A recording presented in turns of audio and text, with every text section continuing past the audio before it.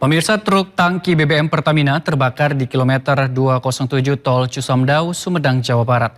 Peristiwa ini membuat arus lalu lintas mengalami kemacetan. Truk Pertamina kilometer 207, api semakin membesar, komandan. Truk tangki milik Pertamina terbakar hebat di Jalan Tol Cisumdawu, kilometer 207, kawasan Desa Babakan Asem, Kecamatan Congeang, Sumedang, Jawa Barat. Semakin membesar, izin komandan.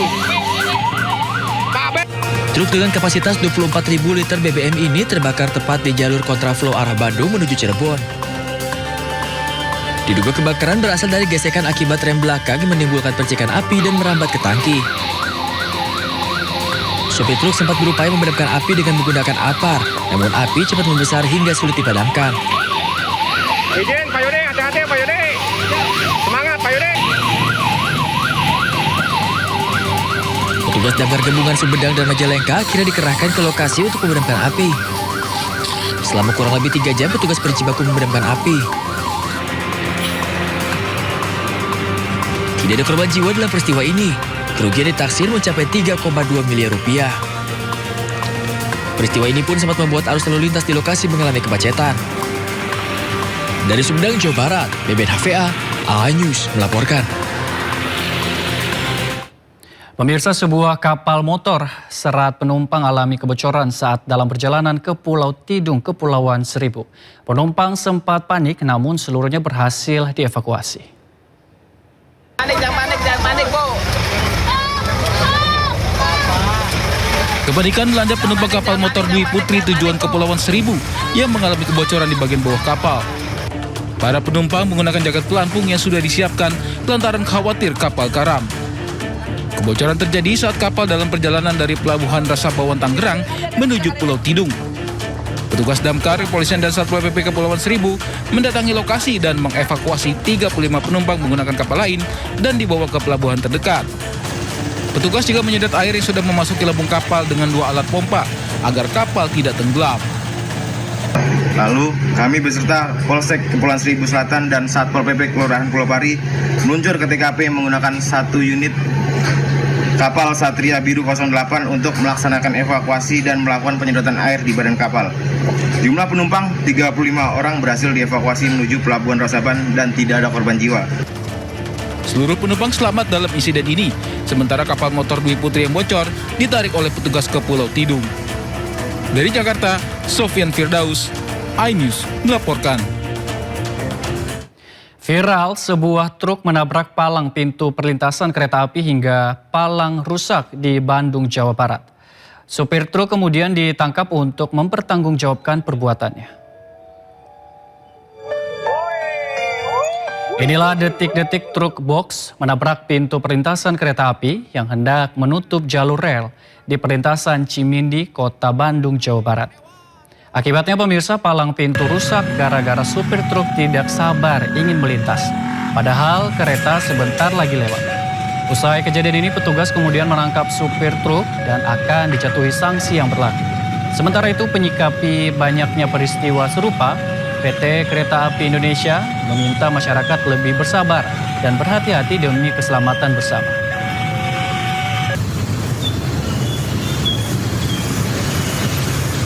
Petugas kami menindaklanjuti dengan pengamanan dan penggantian fasilitas.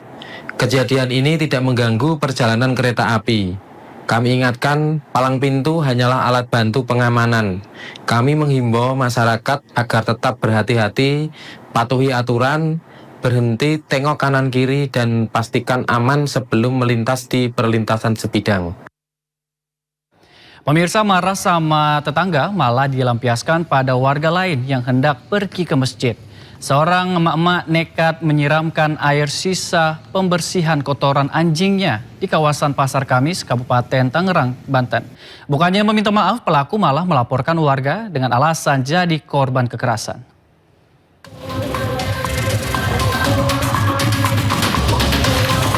Tanpa rasa bersalah, seorang wanita YS sengaja menyiramkan air bekas pembersihan kotoran anjing ke arah jalanan permukiman kawasan Pasar Kemis, Kabupaten Tangerang. Tak hanya itu, ia juga menyiramkan air bekas kotoran ke arah warga yang melintas menuju masjid untuk sholat.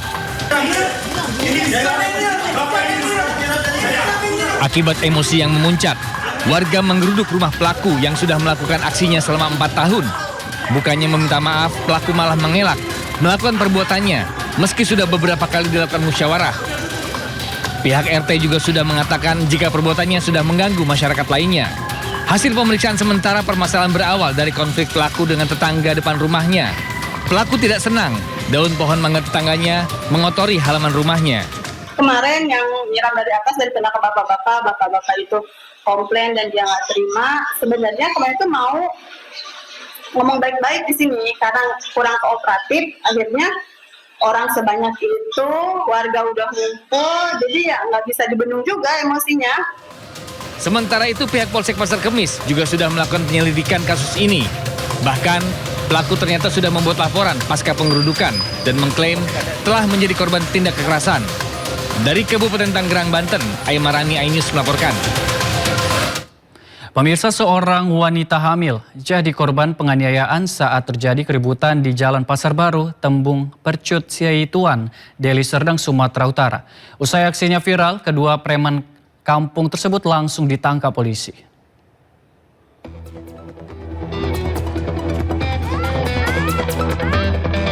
Video viral memperlihatkan seorang wanita hamil dan suaminya menjadi korban penganiayaan oleh dua orang pria di kawasan Tembung Percut Siaituan, Deli Serdang, Sumatera Utara.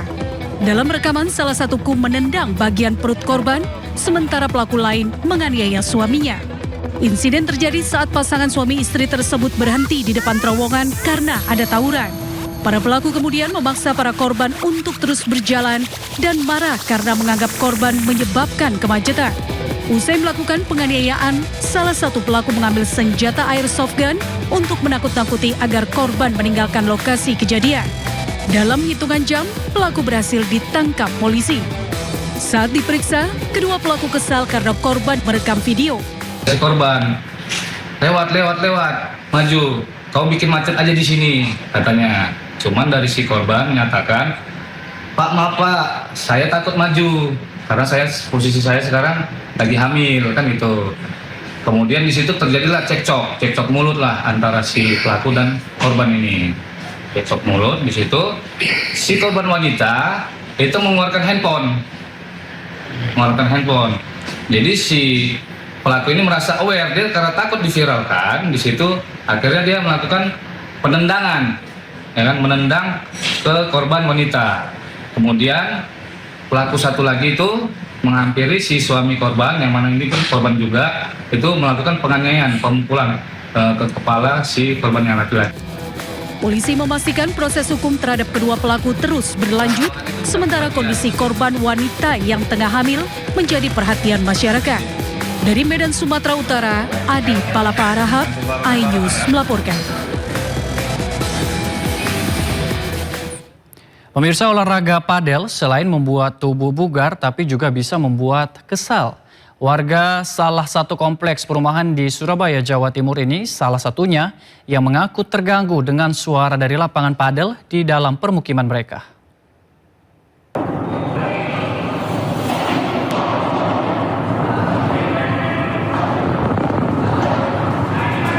Video viral di media sosial direkam Felicia Kartika, salah seorang warga perumahan The Dharma Indah, Regency Surabaya yang terganggu kebisingan suara aktivitas di lapangan padel.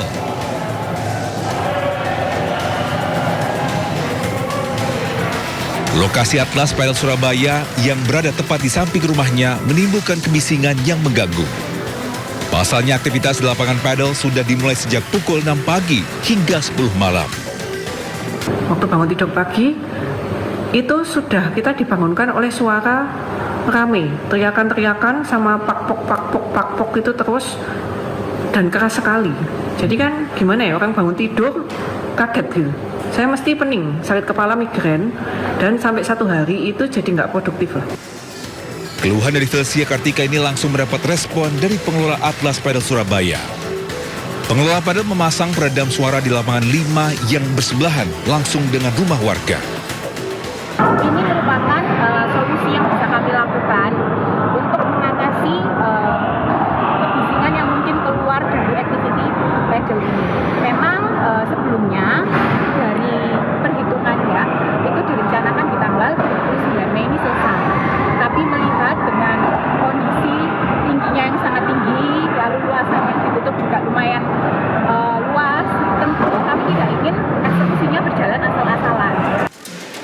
Pihak pengelola pedal yang meminta maaf dengan ketidaknyamanan tersebut juga berharap permasalahan ini bisa diselesaikan melalui mediasi dengan warga. Dari Surabaya, Jawa Timur, Yuda Prawira, iNews melaporkan. Gunung Lewotobi laki-laki di NTT meletus dan memuntahkan abu setinggi 2.500 meter disertai hujan abu vulkanik.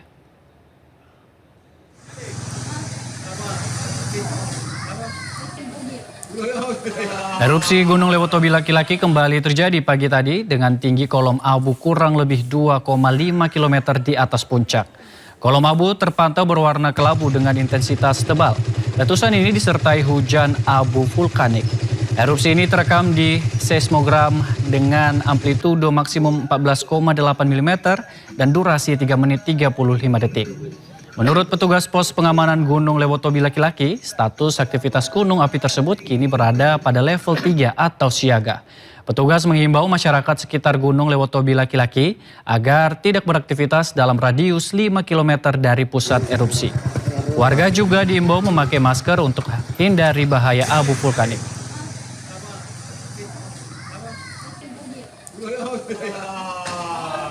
Sementara itu pemirsa, dilanda hujan lebat lebih dari 2 jam lamanya sejumlah kawasan di kota Medan tergenang banjir. Tidak hanya itu saja, hujan yang disertai angin kencang ini turut menumbangkan sejumlah pohon yang ada di pinggir jalan.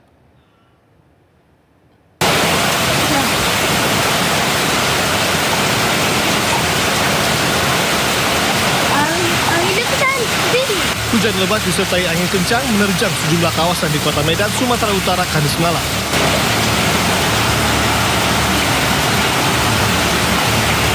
Peristiwa yang terjadi lebih dari 2 jam ini menyebabkan sejumlah pohon di ruas jalan tumbang diterjang angin kencang. Beruntung tidak ada korban jiwa, beberapa pohon tumbang hanya menimpa kendaraan warga yang terparkir di pinggir jalan.